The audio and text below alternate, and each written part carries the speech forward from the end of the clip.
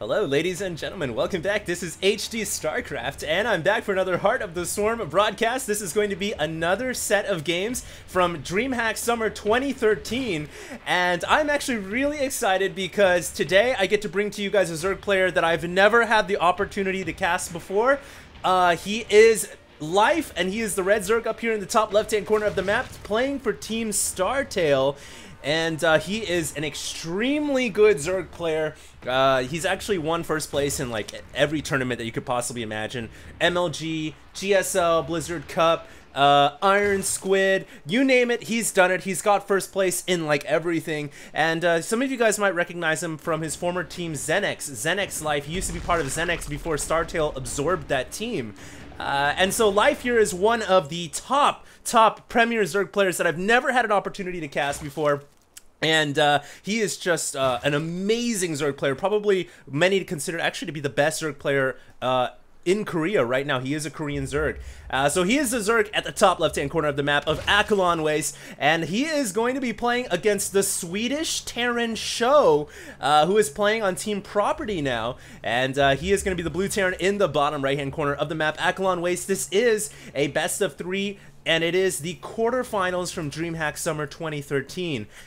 So very exciting here, and I'm told that these matches were very good, so definitely tune in, let your friends know. Of course, I'm casting the best games from DreamHack, or at least the ones with the highlighted names, the best players, if you will. And I'll also be casting some of the highlight replays you guys sent to me. I have a couple that people have been sending into my email at hdreplays@gmail.com. Got one from HTO Mario that I definitely want to do pretty soon here. So if you guys have any other sick replays, feel free to send them in, and I will, of course, take a look.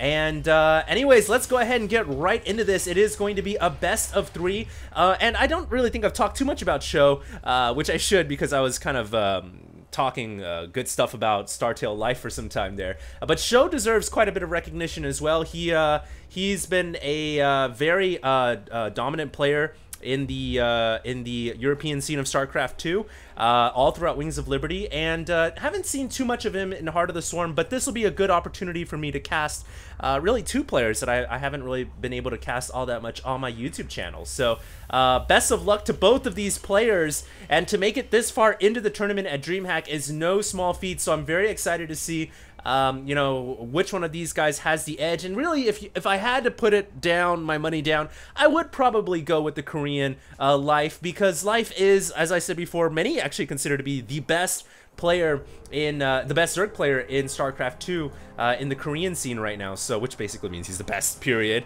So yeah, this should be a good match. Here comes Sjow coming in with his Reaper, gonna hop up to the cliff. And going right into the main base, he's going to be able to see a early Zerg speed on the way from the spawning pool, from, you know, really he doesn't see the actual upgrade as we can see it on the DreamHack overlay, but you can see the spawning pool is kind of pulsating, and from that you can tell, all right, I'm dealing with early Zerg speed here.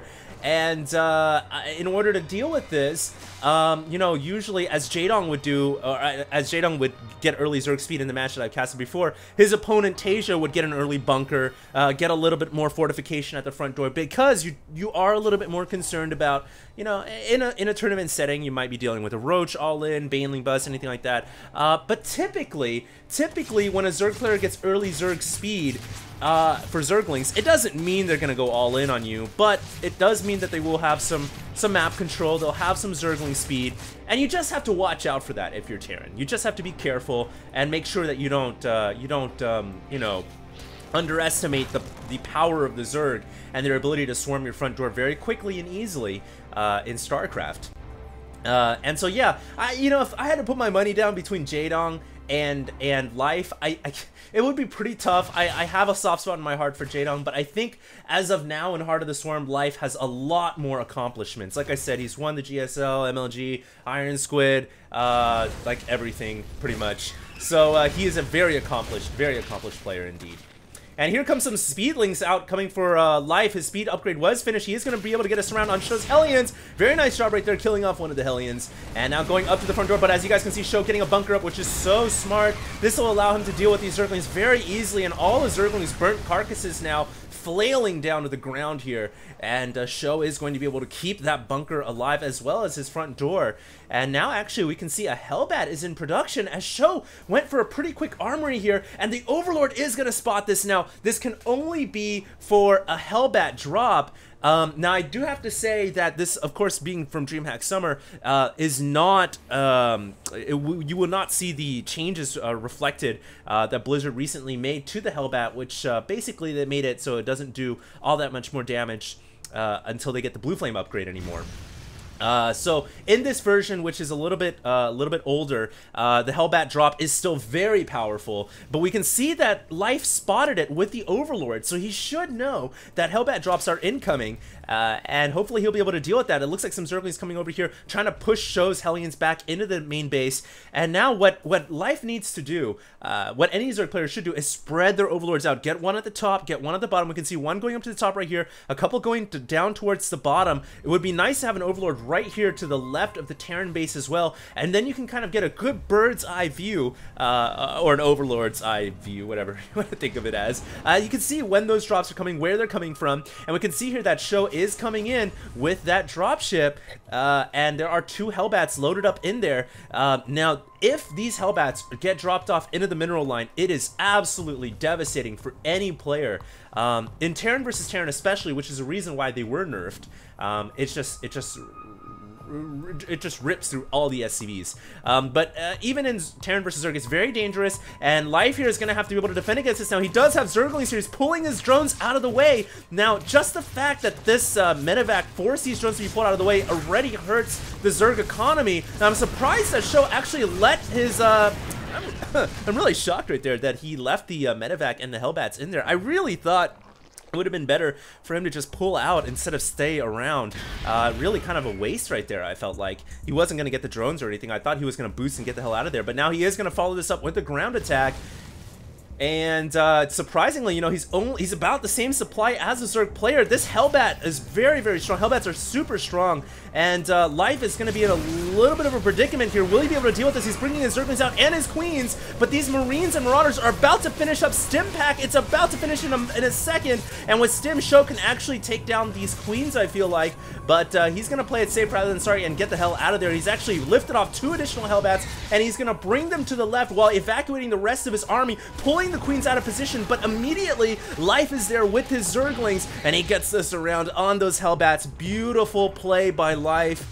And really what Sjow has been banking on in this game is the early Hellbat attack.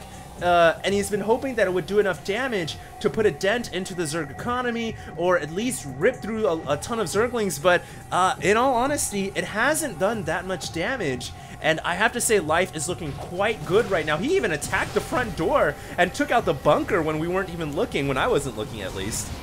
And he was able to kill off the bunker, assumably, or maybe the bunker was salvaged. I'm not entirely sure.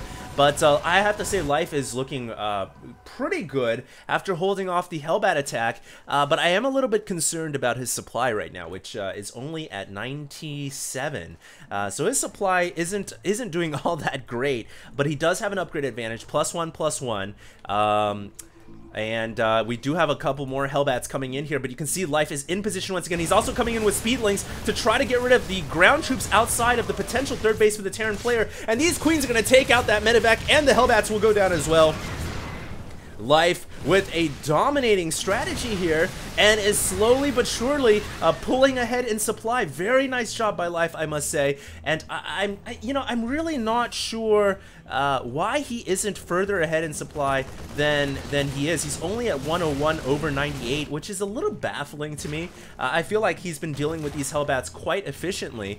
But I guess, you know, losing a lot of Zerglings and trading for Hellbats, it's basically the same cost, because Hellbats don't cost gas and Zerglings don't cost gas, but Hellbats and Zerglings both cost, you know, minerals, and they've been trading off fairly evenly. So that could be an explanation as to why Life doesn't have a huge supply advantage as I would have thought. But he is going for a 4th base right now, and this is important because Sjow is going for his 3rd base. And it seems like at this point both players want to just settle down and play a macro game, but here comes Sjow actually. I take that back. He is going to push out with Widow Mines now, fortifying his army with some mine defense, and he's going to try to play a little bit of little bit of Minesweeper and keep his mines alive, I guess opposite Minesweeper, and he's bringing his Marines and Marauders to cover the mines right now, planting them down into the Creep Tumor, bringing his Marines up, gonna try to pick off these Overlords and all the Creep Tumors underground as well, but Banelings are coming in, Baneling speed also kicking in for Startail Life, and Life is gonna try to get us around on these Marines and Marauders and Hellbats. Surprisingly, Sjow does not pick up his army, an opportunity lost here, but he does kill off, I believe, Overseers that were coming in, so at least he doesn't have to worry about his Widow Mines going down anytime soon, and his mines are going to stay alive, and his reinforcements also coming in just enough to ward away the additional Zerglings. This is a pretty close back and forth game by both of these players, and I've got to say I'm very impressed with Sjow so far.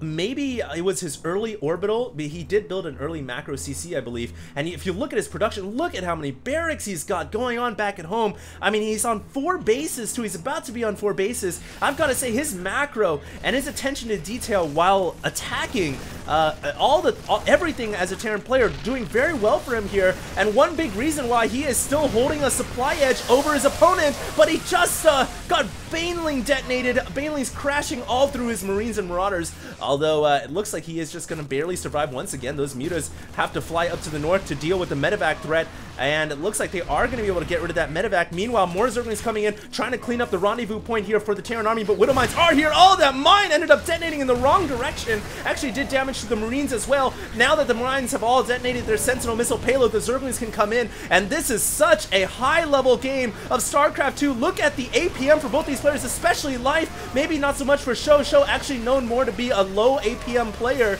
but nevertheless making great decisions is Sjow, continuing to macro these Widow Mines and Marines, and it might just be enough for him to hold off against these mutas, but maybe not. Life is coming in with too many Zerg units. He's got the upgrade advantage at 2-2 as well, and he has flooded his way up to the front door. Mines have got to get underground, but they were not able to detonate their Sentinel missile payload, and now Sjow is in a lot of trouble. It looks like the Muta Zergling Baneling combination is going to connect right into the heart of the Terran Natural, and now the main base is under siege as well. Not a good spot if you're the Terran player. And remember, this is a best of 3, so it's not over yet. I will be casting the entire set, but it looks like, at least for game 1, Life is going to take this victory. But I have got to say, Sjow put up a very good game, and there comes the Banelings they are about to detonate to. But yeah, Sjow put up a really good game, and actually was neck and neck with Startail Life. And if anything, if you just look at it from a supply point of view, you would say, oh, the Terran player is ahead because he's got even supply with the Zerg. He basically stayed even supply with the Zerg the entire time. And, you know, that's what one would normally tend to think, but Startail Life playing a more low supply game, and that kind of tends to happen when you go Muta Zergling. Their units that don't really cost that much in supply, but he was able to basically just dominate his opponent in the middle of the map around here when he started swarming in with all of his Zerg units, and that was just beautiful. Let's just go right into game 2, guys. A great first start to this series, and I'll see you guys there. This is HD signing out.